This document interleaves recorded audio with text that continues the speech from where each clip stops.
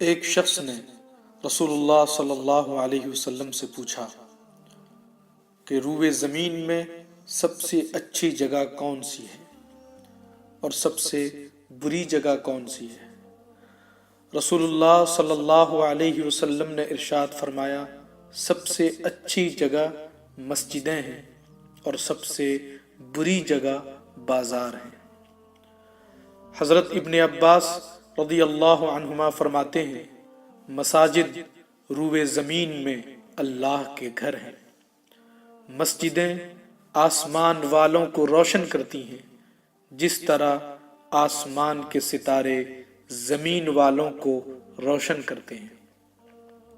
دوستو، فقہا بیان فرماتے ہیں کہ دراصل مسجد زمین کے اس ٹکڑے یا اس حصے کو کہتے ہیں جس کو صرف پنجگانہ نمازیں ادا کرنے کے لیے وقف کر دیا گیا ہو۔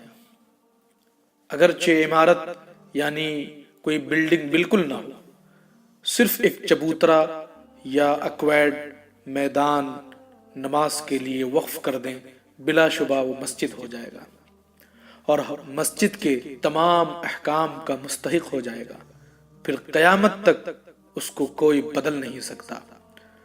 نبی اکرم صلی اللہ علیہ وسلم نے فرمایا، جو شخص لہسن کھائے وہ ہماری مسجد کے قریب نہ آئے، کیونکہ فرشتوں کو بھی ان چیزوں سے تکلیف پہنچتی ہے جن سے انسانوں کو تکلیف پہنچتی ہے۔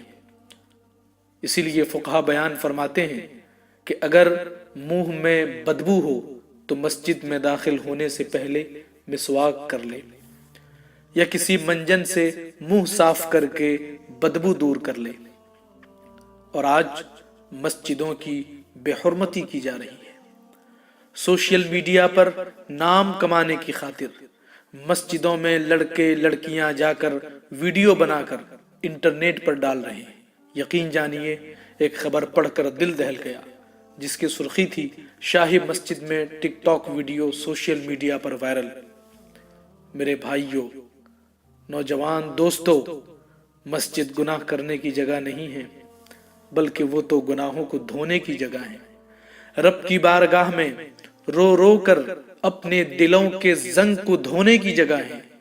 مسجد متقیوں کا گھر ہے، آوارہ گردوں کا نہیں۔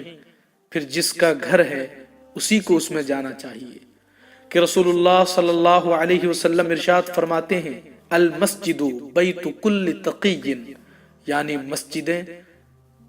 مسجد ہر پرہیزگار کا گھر ہے۔